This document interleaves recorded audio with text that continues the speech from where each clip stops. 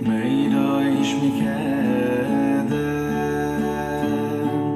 Oy nesucha Soif maaseh B'machshava techila Oy lecha doyli likaskala B'nei Shabbos nekabela Oy lecha doyli likaskala B'nei Shabbos nekabela Oy lecha doyli likaskala B'nei Shabbos nekabela Oy lecha doyli likaskala B'nei Shabbos nekabela. Good evening and a good Erev Shabbos to you, my holy sisters and brothers. It's great to be with you on a Friday afternoon. Let's light up the darkness. Who is with us as we await Shabbos eagerly? Learning page 102 here in chapter 12 of Tractate Yevamos, the 14th volume of the Talmud. And we're going to be continuing our discussion of Mishnah number 1 in chapter 12 here on page 102. Paula in Chicago, Sharon in New Jersey, Bill in Mid-Missouri, Meg in Arizona, Guy in Ohio, Renee in Indiana, Britt in Alingsås, which I'm sure I'm pronouncing wrong, Alingsås, Sweden. Welcome, Britt. Great to have you from across the sea. Renee says, good Shabbos. Bella is in Florida, celebrating 1 week surgery anniversary. You should only hear good news and have a complete and speedy recovery. Gordo checking in from Scotland. It must be Friday. Great to have you with us, Gordo. Zita says Shabbat Shalom, and Miriam in Hayden, Colorado. Over there on the YouTube side, Aoife says Shabbat Shalom from Florida, and Yitzhak from Kansas City. Welcome, everybody. That was Rabbi Shlomo Katz singing his version of Lecha Dodi from his album Likras Shabbos. Okay. Let's do it. We're picking this up about, I guess, halfway down the page on one, closer to the bottom of 101b. Pick up a bit there before we move on to page 102 itself. And here, this Mishnah number 1 in chapter 12. We've been talking so often about chalitzah, the alternative to yibum, the alternative to levirate marriage, which is a ceremony that releases the widow and the brother-in-law from their levirate obligation to each other when this man who died having no children and married and leaving a brother. So the widow and the brother-in-law have the levirate obligation, but they don't have to perform yibum. They can perform chalitzah instead. It is also a mitzvah. Now we're finally talking about the particulars of this ceremony of chalitzah. The Mishnah opened by asking how many people have to be present as judges. And there was some argument. Is it 3? Is it 5? Can they be laymen? Can they be just regular Jews who are not necessarily Torah scholars? And basically, it seems that the opinion is 3 laymen will do. Rabbi Yehuda said it should be 5. Some say it should be competent Torah scholars. But that arguing goes back and forth quite a bit. And then right before where we're going to pick it up, near the bottom of 101b, I'll just read the paragraph before. As we learned in a Mishnah, Sanhedrin 2a, the ordination of elders and the ceremony of the heifer whose neck is broken when a body is found between 2 towns and you're not sure which town it belongs to. These ceremonies are performed before 3 judges. This is the statement of Rabbi Yosef. Rabbi Yehuda says before 5. Chalitzah and declarations of refusal are performed before 3. So the Gemara explains the rationale to rule on the basis of this Mishnah that chalitzah should in fact be performed before 3 judges. And since Rabbi Yehuda did not dispute this second statement concerning chalitzah, even though he did dispute the first law in the Mishnah, where he said it should be 5 judges, learn from here that Rabbi Yehuda retracted his opinion concerning chalitzah, and he no longer required that it be performed before 5 men. And the Gemara concludes, indeed, learn from here that he retracted his opinion, and 3 judges are sufficient for conducting chalitzah. Halachically, 3 judges are sufficient, but we would still prefer to have 5 there, as we shall soon see. Okay, the next paragraph. The Gemara begins a discussion concerning the halachic details of chalitzah. Rava said the judges need to establish a location ahead of time where the chalitzah will be performed, as it is written. His yevama, right? So the yavam is the brother, the surviving brother of the man who died. The yevama is the widow. His yevama shall ascend to the gate to the elders, Deuteronomy 25:7, indicating that there is an established place, meaning the gate, a place in the city where official ceremonies are held, court cases, etc. And so there's an established place known as the gate for the court to convene for chalitzah. And the Gemara relates, Rav Papa and Rav Huna, the son of Rabbi Yehoshua, conducted a case of chalitzah before 5 judges. And the Gemara asks, in accordance with whose opinion were they ruling? If you say they ruled in accordance with the opinion of Rabbi Yehuda, but we just proved that Rabbi Yehuda retracted his initial opinion and requires only 3 judges. And the Gemara answers, they did this only to publicize the matter and not because this number of judges is required, right? So you didn't have this nice internet-based system where whenever you wanted to look up a public record, who's married to who divorced who performed chalitzah with who, you just browse through the official records of the marriage records of the town. No, so things were done in a public way so that there would be witnesses who remember, right?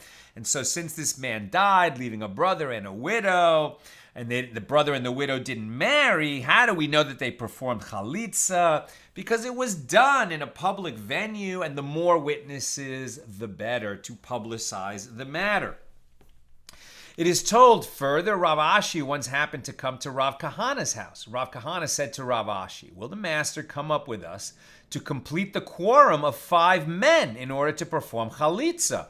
And Rav Kahana said further, when I stood before Rav Yehuda, he said to me, go up to the bundle, zirtza, of reeds, to join the 5 men who will oversee the performance of chalitzah, as a bundle of reeds had been set aside to be the established location where the court would convene to conduct cases of chalitzah. And those in attendance said to Rav Yehuda, why do I need 5? Why do I need 5 men if 3 are sufficient? And he said to them, in order to publicize the matter, and not because it is a halachic obligation.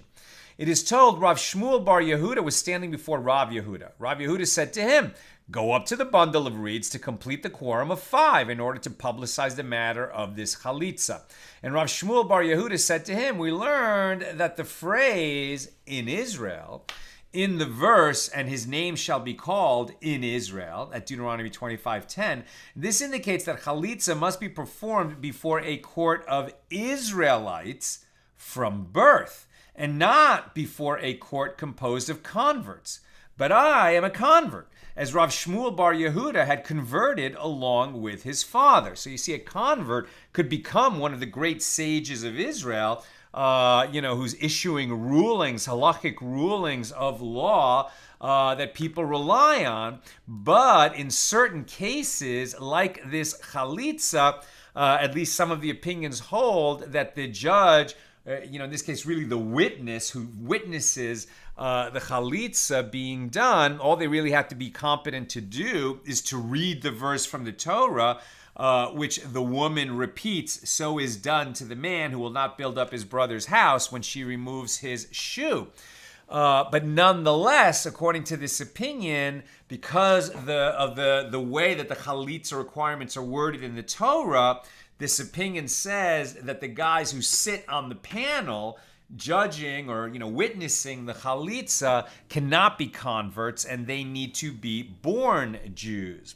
Rav Yehuda said to him, I would exact payment based on the word of someone such as Rav Shmuel Bar Yehuda, as he has shown that he is upright and honest by revealing this unknown fact about himself, that he's a convert.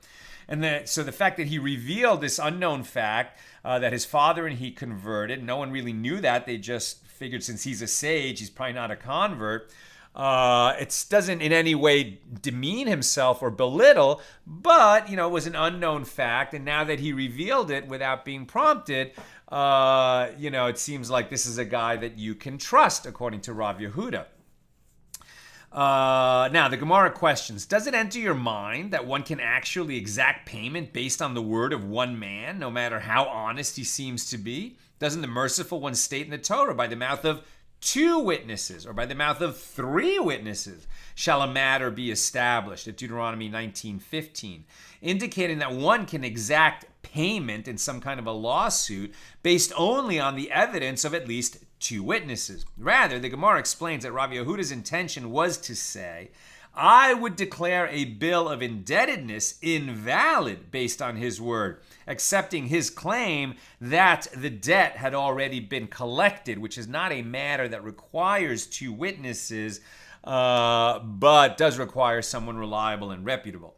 Parenthetical to mentioning the status of a convert with regard to a court of chalitzah, the Gemara relates. Rava said, now we're on 102a, by Torah law, a convert may judge his fellow convert. As it is stated, you shall set a king over you whom the Lord your God shall choose, one from among your brothers. You shall set a king over you.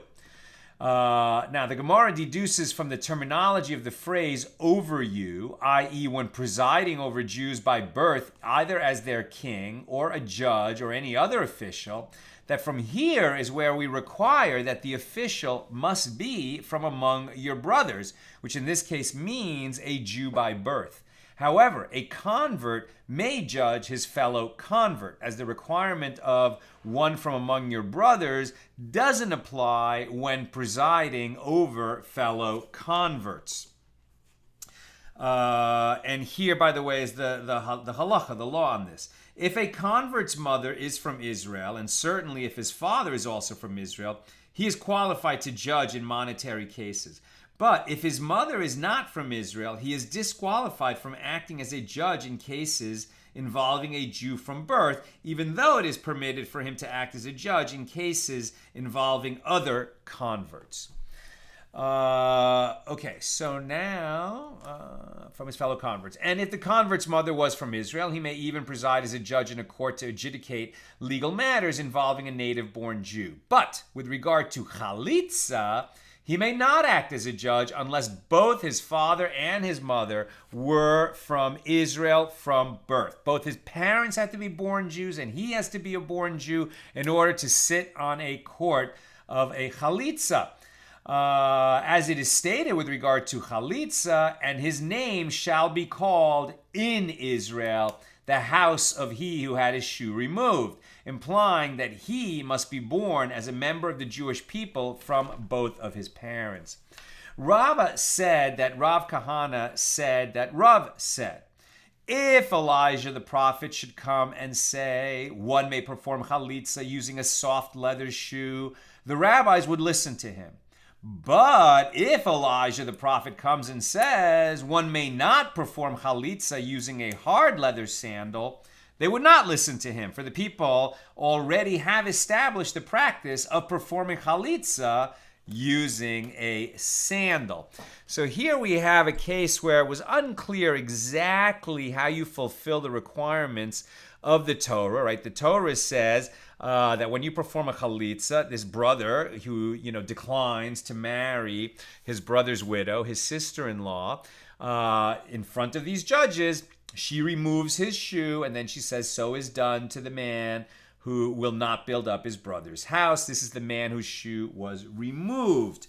Now, what kind of a shoe qualifies as a shoe for this purpose?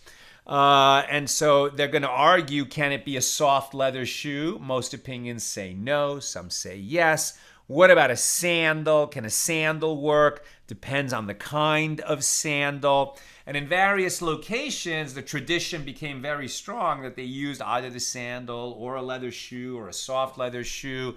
And so that even if it was revealed to them at some future date, even by Elijah, when the Talmud says, if Elijah the prophet will come and tell us, what they usually mean is that the law is a little bit unclear and we won't know until the Messiah comes, and it'll be first heralded by Elijah the prophet, who will announce the coming of Mashiach. And at that time, he'll be able to answer these halachic questions that went unanswered sort of in Jewish history, specifically in Talmudic history. So here they're saying that in that location, they started to use a sandal. That became the custom. And even if Elijah was to come and say, no, you should be using a soft leather shoe and not a sandal, they would say, well, here we use a sandal and we're happy with it. Okay. And Rav Yosef said that Rav Kahana said that Rav said, if Elijah the prophet should come and say one may not perform chalitzah with a soft leather shoe, they would listen to him. But if he says one may not perform chalitzah using a hard leather sandal, they would not listen to him. For the people have already established the practice of performing chalitzah using a sandal. So the Gemara asks, what is the practical difference between these two opinions? Seemingly, they both say the same thing. The Gemara answers, the practical difference between them is with respect to performing chalitzah with a soft leather shoe ab initio.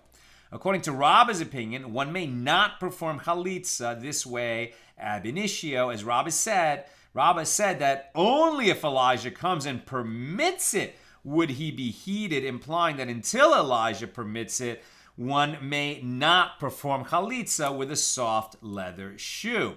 According to Rav Yosef's opinion, one may perform chalitzah with a soft leather shoe until Elijah comes and teaches us otherwise. And the Gemara asks, and according to the one who says that one may even perform chalitzah with a soft leather shoe ab initio, didn't we learn in the Mishna in 101a, if she performed chalitzah with a soft leather shoe, her chalitzah is valid. And the past tense wording indicates after the fact, yes, but it is not valid ab initio. So, right, it is kind of like the definitely suboptimal to perform chalitzah with a soft leather shoe, because that doesn't really have the characteristic of a shoe. It's more like a, like a foot bag. And a shoe is a shoe. A shoe has more structure, right? Especially in ancient times. If they're talking about a sandal, okay, but with a hard sole and a heel, or otherwise more of a stiff shoe, like a shoe, what you would call a shoe, and not a moccasin, and not some kind of a leather foot bag, as it were. But now that it's suboptimal, so if you did use that, have you performed a valid chalitzah or not? At least according to one opinion, well, you shouldn't use the soft leather shoe, but if you did use the soft leather shoe, the chalitzah is valid.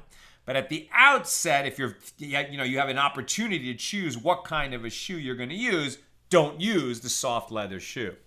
So the Gemara answers, the same is true that one may perform chalitzah with a soft leather shoe, even ab initio, but since the Tana wished to teach in the latter clause of that Mishnah that if an ampeleya, which is a soft shoe made of cloth, was used for chalitzah, her chalitzah is disqualified even after the fact.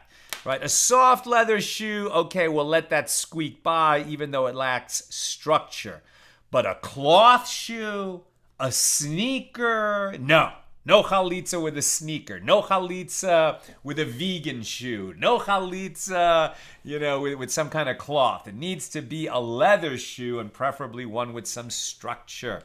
So the Gemara comments, and performing chalitzah with a soft leather shoe ab initio is a dispute between Tanaim, the rabbis of the Mishnah. As it is taught in a Baraisa, Rabbi Yosef said, one time I went to the city of Netzivin in Babylonia, and I found there a certain elder. And I said to him, do you know Rabbi Yehuda ben Betera, who was from Netzivin? And he said to me, yes, and he is a frequent visitor at my table. And I asked the elder, have you ever seen if he conducted the chalitzah of a yevama? And this man said to me, I saw that he conducted chalitzah many times. So I asked him, using a soft leather shoe or a hard leather sandal? And he said to me, does anyone allow performing chalitzah with a soft leather shoe? But the Torah said, his shoe, na'alo, and not his shoe, minalo. And I said to him, if so, what did Rabbi Meir see that made him say that if a woman performed chalitzah using a soft leather shoe, her chalitzah is valid? And so Rabbi Yaakov says in the name of Rabbi Meir, one may perform chalitzah using a soft leather shoe ab initio. And the Gemara explains that for the one who said that one may not perform chalitzah with a soft leather shoe ab initio, what is that person's reason? If we say that a soft leather shoe is disqualified because the upper side of the soft leather shoe, the panta, is on his foot directly, and the straps, the archeta, tied around the upper portion of the shoe are like a second shoe on top of the shoe that is directly on top of his foot, and the Torah says, remove the shoe from on his foot. You know, so I'm reminded of some of these kind of high-tech sandals. I think Keen is a brand that makes these, right? I don't know if they're still around, but people used to wear them when they went, canoeing or kayaking or whitewater rafting, and so often it was like this kind of a two-layer sandal. And the sages are worried, well, if it's a two-layer sandal, like the Torah says, you have to remove the shoe from his foot. And if there are parts of the shoe that overlap other parts of the shoe and the two parts could come apart, right? Sometimes you have these high-tech sandals, it's like the inner liner and the outer sandal, where it's really like a shoe over a shoe. And here that might be questionable whether that would work or not. But what you want is that there's one leather shoe that touches the skin, and that's what gets removed. And this two-part sandal where they're it could be construed as having an outer shoe around an inner shoe, that would be problematic. And perhaps that's the answer why they don't allow the soft leather shoe. So if we say that a soft leather shoe is disqualified because the upper side of the soft leather shoe is on his foot directly, and the straps tied around the upper portion are like a second shoe on top of the shoe, that is directly on top of his foot, and the Torah says, remove the shoe from on his foot, indicating that the entire shoe must sit on his foot, but not from something else that is on his foot, not a two-layer shoe. So if so, then even after the fact as well, it should not be fit for use. If a soft leather shoe is unfit for chalitzah by Torah law, it should be prohibited in all circumstances and not just ab initio. So rather, the reason that the soft leather shoe is prohibited is due to a rabbinic decree, due to the concern that one might use a torn soft leather shoe, which may nevertheless be worn if torn due to its softness, but is prohibited as it does not cover his foot. Now, no similar concern exists with regard to a torn sandal, as, due to its hard exterior, it would never be worn if torn, and therefore, there is no concern that it will be used for chalitzah. So it needs to be leather, it needs to be whole, and even if a person could wear it in its torn state, if it is torn, it's no good for chalitzah. Now, alternatively, there's a rabbinic decree prohibiting the soft leather shoe due to the concern that one might perform chalitzah with a half shoe, as the chalitzah shoe must cover most of the foot. And yet, there are some who wear soft leather shoes that cover only half the foot. Therefore, there is a prohibition against using a soft leather shoe for chalitzah ab initio, for fear that a half shoe might also accidentally be used. No similar fear exists with a hard leather sandal, as a half sandal is never worn. Now, Rav said, if I had not seen my beloved uncle Rabbi Chia conduct a chalitzah using a sandal with laces, I would not have conducted chalitzah with anything other than a sandal of Arabs, which is more tight-fitting and snug. And the Gemara explains, and with regard to this sandal of ours, i.e. the customary sandal of that time and place, although it does have a ring, a chumrata, on top to ensure that it will not fall off the foot easily, we tie a strap to it during chalitzah in order to make it tighter, so that her chalitzah will be of the highest standard. and the strap is tied on so that the sandal will not come off by itself, to ensure that the yevama, the widow, will have to untie the strap in order to remove the sandal, right? That's the procedure that we want. The sandal or the shoe that the dead man's brother is wearing, it should be tight-fitting to his foot, cover his whole foot, be made of leather, not be about to fall off, not be torn. Now the widow comes and she carefully unties that sandal and removes the sandal from his foot. And that's a proper chalitzah when coupled with the words that she must speak aloud from the Torah. New subject. The Gemara presents a mnemonic device for the following 3 laws that Rav Yehuda taught in the name of Rav. Hatarat, meaning release or release of, and yevama, the widow, and sandal, right? Hatarat, yevama, sandal. This mnemonic serves as a reminder that the release of a yevama is done through removing a sandal. Rav Yehuda said that Rav said the release of a yevama to enable her marriage to a member of the public occurs when most of the heel is removed from the shoe. Even though the shoe has not yet been entirely removed or even removed from most of the yevam's foot, it is still permitted for her to remarry. If something goes wrong in the middle of the chalitzah ceremony, the shoe breaks, there's an air raid siren, a fire starts, the whole thing gets canceled, people run away. As long as she had removed the shoe from off his heel, okay, they performed chalitzah.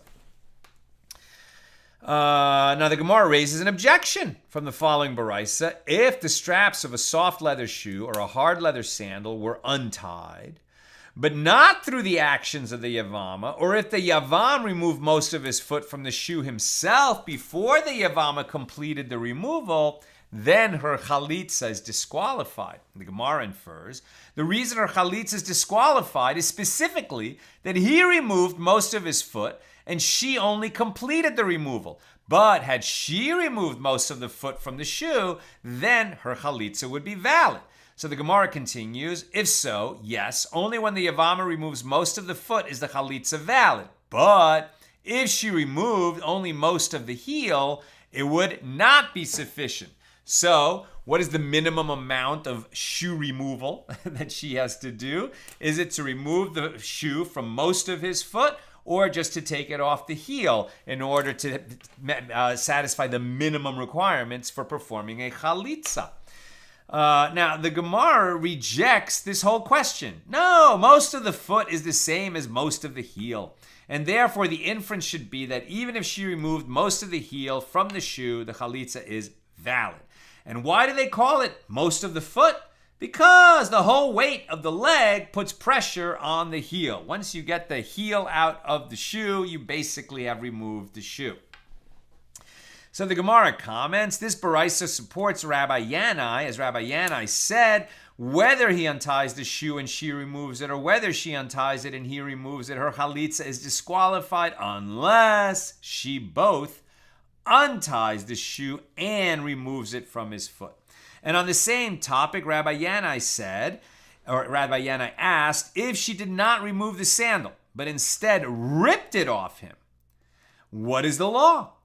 If she burned it using coals, what is the law? The Gemara presents the real issue in question. Is exposure of the foot the essential act of chalitzah that we require through any act of removing that which covers the foot, right? Is it taking off the shoe, or is it enough to rip the shoe apart, which would, result in exposing the foot? Even though you didn't take the shoe off, you instead tore the shoe open. Is that going to be good enough? So is it that we just need to expose the foot, or perhaps it is the removal of the shoe from over the foot that we require, which would be lacking if she ripped off the shoe? No answer was found to this question, and so the Gemara concludes, Taiku, let the question stand. Rabbi Nehemiah asked Rabbah the following question. If the man were wearing 2 shoes, one on top of the other, what is the law? The Gemara asks, what are the circumstances? If we say that she removed the outer shoe and the inner shoe removes in place, but the merciful one states in the Torah, from on his foot, and not from on that which is on his foot. You have to remove the shoe from his foot. If he was wearing an outer shoe and an inner shoe, like a galosh over his inner shoe, and she removed the outer shoe, well, then she didn't remove the outer shoe from his foot. She removed the outer shoe from the shoe that was around his foot. And so that could not be a proper chalitzah. And so the Gemara answers, no. The question wasn't asked in a case where his inner shoe remained on his foot. Rather, it is necessary in a case where she tore the outer shoe and then took off the inner shoe, and the outer one still remains on his foot, although it is torn. And the question centers around the previous one with regard to the nature of chalitzah. What is the halacha, the law for valid chalitzah? Is it removal of the shoe that we require, which we have brought about in this example by removing the inner shoe? Or perhaps it is exposing the foot that we require, which is lacking here since we removed the inner shoe but left that torn outer shoe in place. And the Gemara asks, is there really a case like this where people wear one shoe on top of another? And the Gemara answers, yes, for the sages saw Rav Yehuda, who went out once to the marketplace wearing 5 pairs of shoes, which were similar to slippers, one on top of the other. So Rav Yehuda said another law that Rav said. An underage yevama who grew up among her husband's brothers before any chalitzah was performed is permitted to marry one of the brothers through yibum. And we are not concerned about the possibility that during the time she was in the company of her brothers-in-law, that she removed a sandal from one of them, and thereby she would have already performed chalitzah. And the Gemara infers from this statement, the reason it is permitted to perform yibum now is specifically that we did not see her remove one of their shoes. But if in fact we did see her do so, we are concerned and treat her as a yevama who already performed chalitzah and is thereby forbidden to all the brothers. Now, that seems a little troubling, right?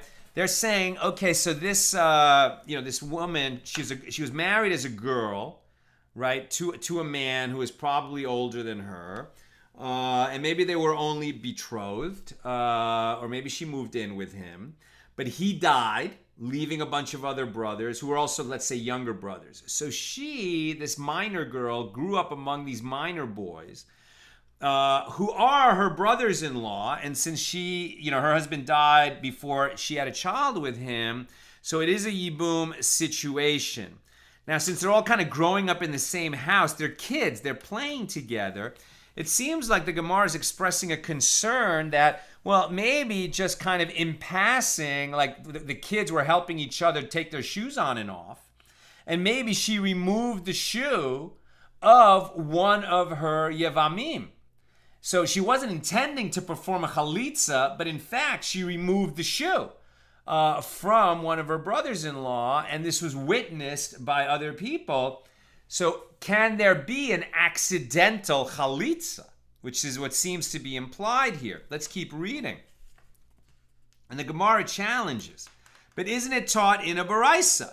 Whether he intended to perform chalitzah and she did not intend to, or whether she intended to perform chalitzah and he did not intend to, the chalitzah is not valid unless both the yevama and the yavam both intended it as one. They had the joint intention to perform a proper act of chalitzah. So how can you suggest that an accidental chalitzah would accomplish the goal of chalitzah? And the Gemara answers, this is what Rav said. Even if we did see that she removed a shoe from one of them, we are not concerned that perhaps they intended to perform chalitzah. And there are those who say the inference from Rav's statement should be made in the opposite manner. The reason it is permitted for her to perform yibum now is specifically that we did not see her remove a shoe from one of the brothers. But if we did see, we would be concerned and we would treat her as a yevama who had already performed chalitzah, despite our knowledge that she did not intend to perform chalitzah. And with regard to that which was taught in the Baraisa, that intention is required, this applies only as far as validating the act of chalitzah in order to permit her to marry a stranger. But performing an act of chalitzah without intention is sufficient to disqualify her for the brothers, rendering prohibited an act of yibum afterward. So we need intentional chalitzah in order to release her levered obligation so she can just go marry someone not related to the family. But even an unintentional chalitzah will render her disqualified from performing yibum with a brother-in-law, according to this. Let's read the law. We're on 102b, by the way. During chalitzah, the yavam and the yevama must have the intention that through the act of chalitzah, the yevama will become permitted to marry a stranger. If they did not both have this intention, the chalitzah is invalid, meaning that the chalitzah will disqualify her from performing yibum with any of the brothers, but she will not be free to marry a stranger until a proper chalitzah is performed. So, this unintentional chalitzah can take yibum off the table, even though it doesn't free her to go marry a stranger. Okay, we did that. Now, Rav Yehuda also said that Rav said, one may not perform chalitzah using a sandal that was sewn together with threads made of flax, as it is stated, and I made your shoes of tachash skin, Ezekiel 16:10. Which is the skin of an animal, implying that a shoe is something made entirely of leather. When the Torah mentions a shoe, it means leather, made from animal hide, not put together from flax or linen or some other kind of cloth. And the Gemara challenges, if the source is tachash, well, let us say a shoe made of tachash skin. Yes, it is valid. But if it is made of anything else, no. And the Gemara rejects this. Because shoe and shoe are written in the Torah multiple times, this amplifies and includes all types of shoes crafted from leather skins as valid for performing chalitzah. It has to be made with some kind of animal skin. It doesn't have to be necessarily from a cow or from a goat or from a sheep, but it has to be some kind of leather, some kind of leather hide. What is a tachash? We don't know. Right? We know that the Mishkan, the tabernacle in the wilderness, had an outer layer that was made from these beautiful skins of the tachash, but the tachash animal no longer exists. There has been speculation over the centuries, over the millennia. What was the tachash? Some people say it was a unicorn. Some people say it was a narwhal. Right? So a narwhal is a kind of unicorn of the sea, a sort of like a seal-like animal with a very long singular tusk, a spiral tusk. But there's no agreement, no universal agreement on what the tachash was, only that it doesn't exist anymore. So that's probably why the narwhal is not the correct animal. Now, the Gemara asks, if the inclusion of the words shoe and shoe amplifies, then should one include as valid for performing chalitzah shoes crafted even from any other materials, including those not produced from leather? Since you're saying that the repetition of the word shoe in the Torah amplifies that it doesn't have to be made from a tachash, but just from some kind of leather, why not amplify further and say, why does that have to be made from leather at all? Let it be a cloth shoe. And the Gemara answers, well, if so, what purpose does tachash serve? As nothing would be learned from it.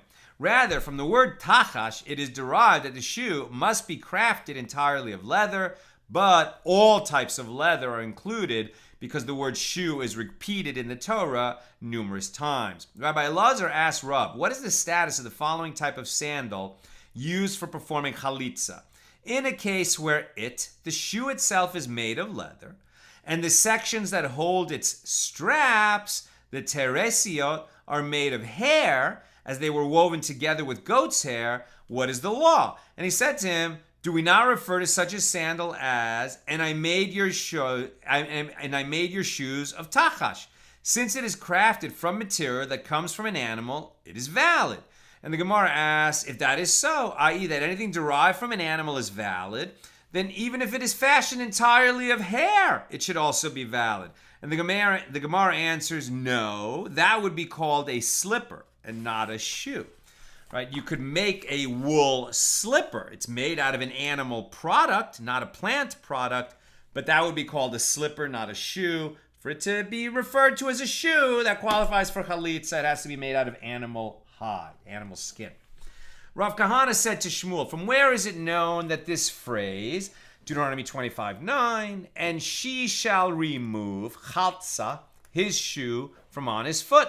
How do we know that this means remove?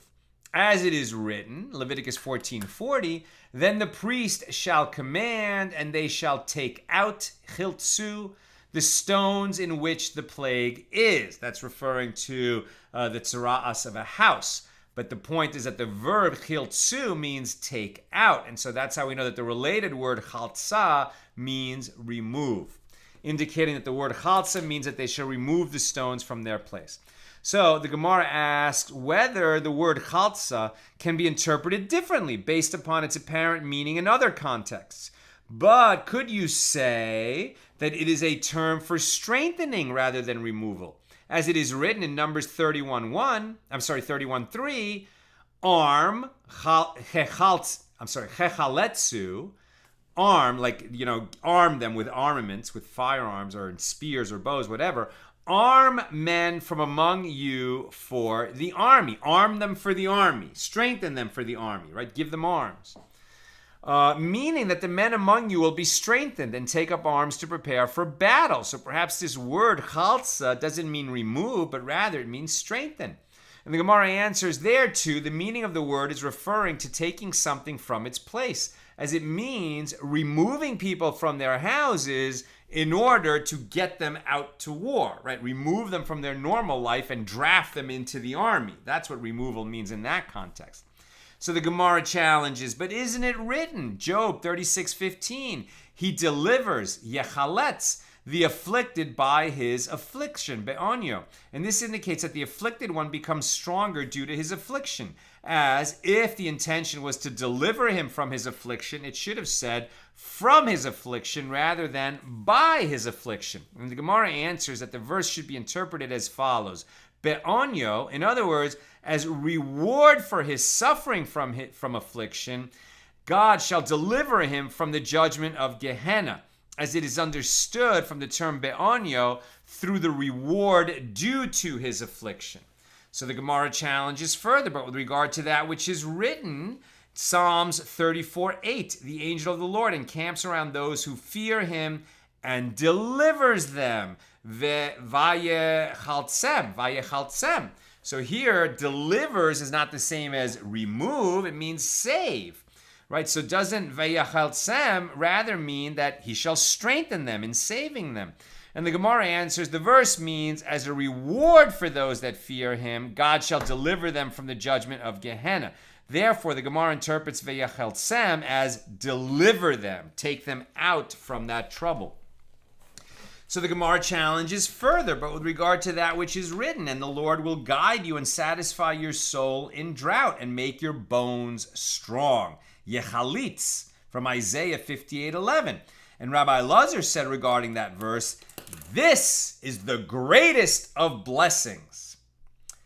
And Rava said it means strengthening of bones, right? And the Lord will guide you and satisfy your soul in drought and make your bones strong, right? And Rabbi Elazar says this is the greatest blessing that you can receive, that God should make your bones strong. And this seems to indicate that the root of the word chalitzah is actually referring to strengthening rather than removing. And so the Gemara answers, yes, it has this connotation and it has that connotation, i.e., the root, with the root, where am I? Chaf, lamed, tzadi, sometimes connotes removal and sometimes connotes strengthening.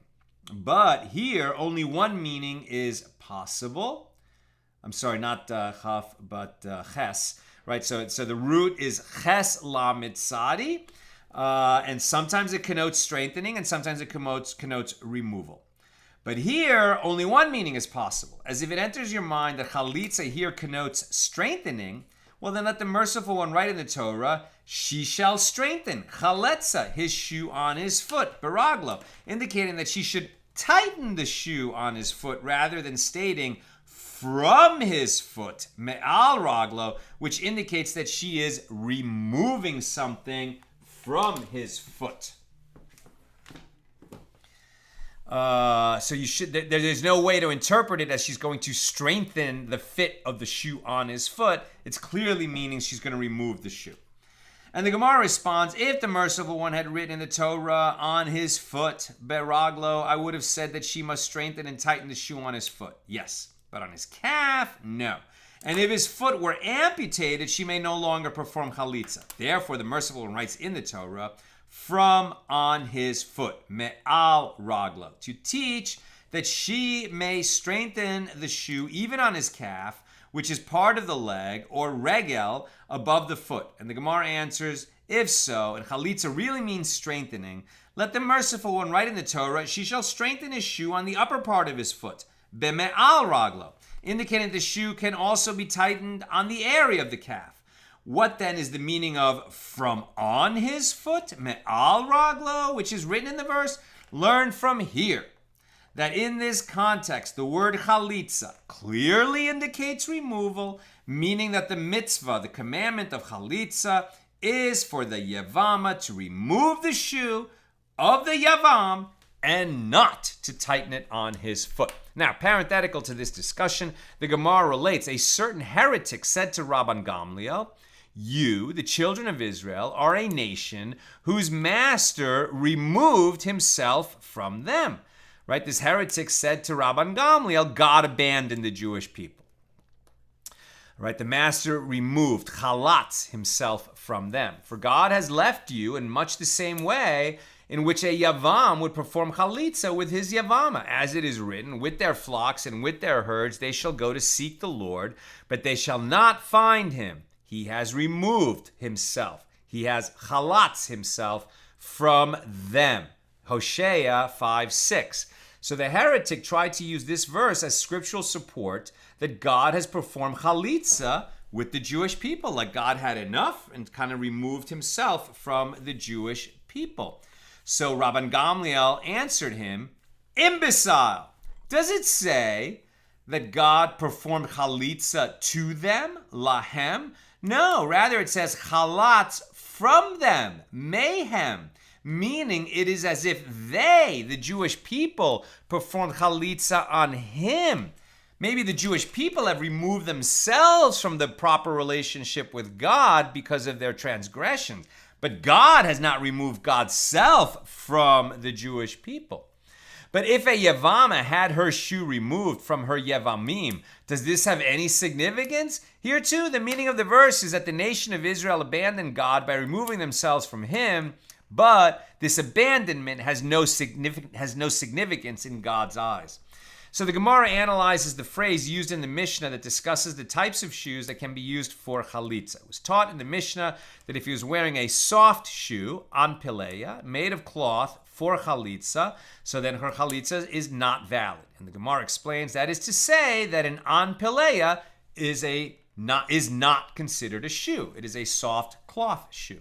And we also learn similarly in a Mishnah in Shekalim 3:2, the one who collects the funds of shekels donated to the temple from the chamber and puts them into the baskets in order to be used may not enter to collect the funds wearing a garment, a pargod, that is called chafut, nor wearing an an pileya, and needless to say that he may not enter wearing a shoe or a sandal, because one may not enter the temple courtyard wearing a shoe or a sandal. You have to walk barefoot in the temple. It is prohibited for the one collecting funds from the chamber to enter the chamber wearing a garment or footwear in which money could be hidden, lest people come to suspect that he hid in them funds collected from the chamber. In any case, the wording of the Mishnah indicates that an an pileya is not considered a type of shoe, since it is permitted to enter the temple wearing an an pileya when there is no reason for suspicion, unlike a shoe or a sandal, which can never be worn in the temple. And the Gemara raises a contradiction from a baraisa concerning what footwear is permitted on Yom Kippur, which seems to indicate otherwise. The law is the same for a soft leather shoe and a hard leather sandal and an ampeleia, as one may not walk in them from one house to another, nor from one bed to another on Yom Kippur, due to the prohibition against wearing shoes, indicating that at least as far as Yom Kippur is concerned, an ampeleia is considered a shoe. Now, we've already seen you can't use a cloth shoe for chalitzah, but when leather shoes are prohibited on Yom Kippur, can you wear this cloth shoe? Nowadays, yes, right? We don't wear leather shoes on Yom Kippur because we afflict ourselves, and so people often wear like Converse sneakers, canvas sneakers.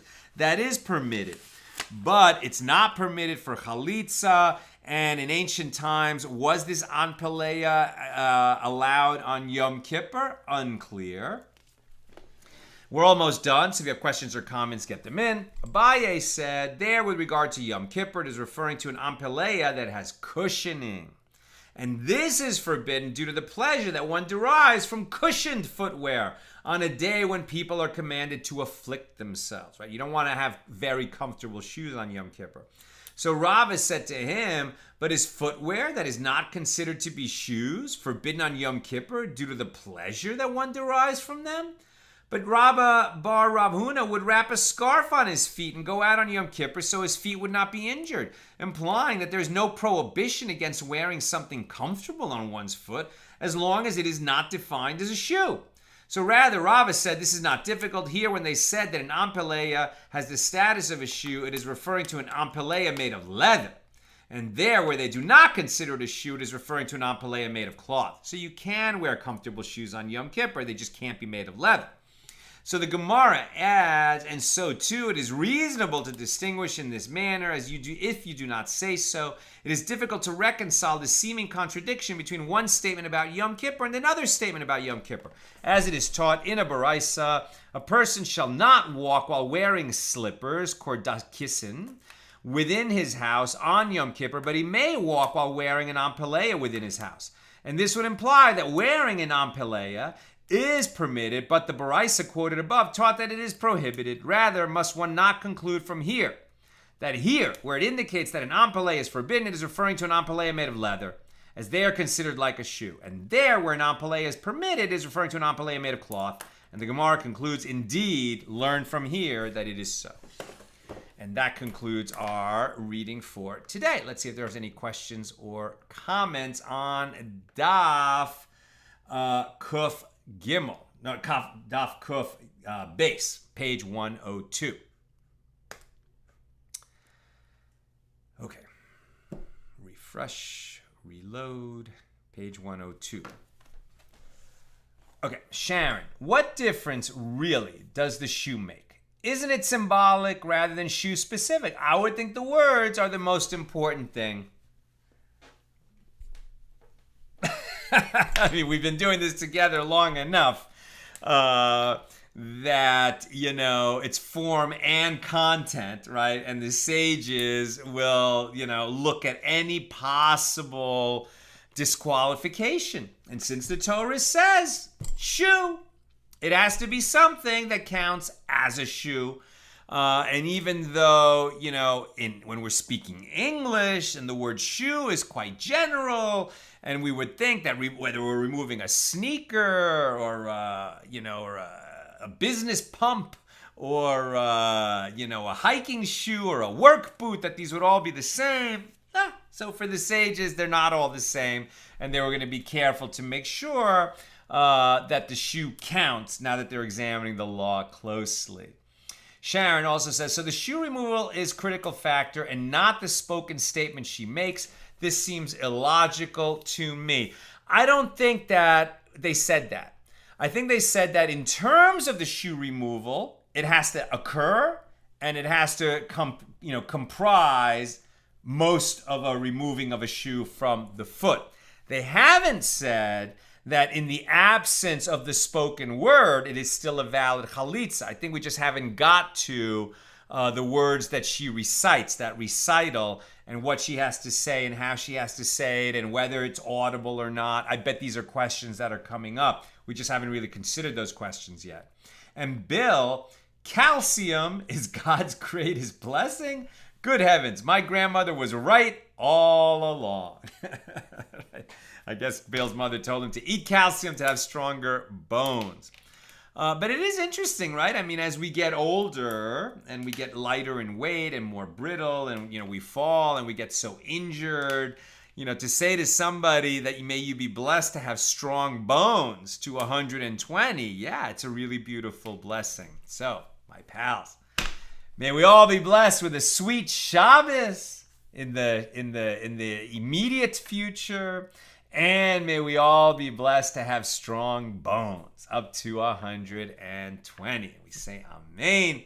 A good Shabbos, and with God's help, we'll be together tomorrow night when Shabbos ends here in LA. Hopefully, I can get on the air by 9:30 or so to cover page 103. Good Shabbos.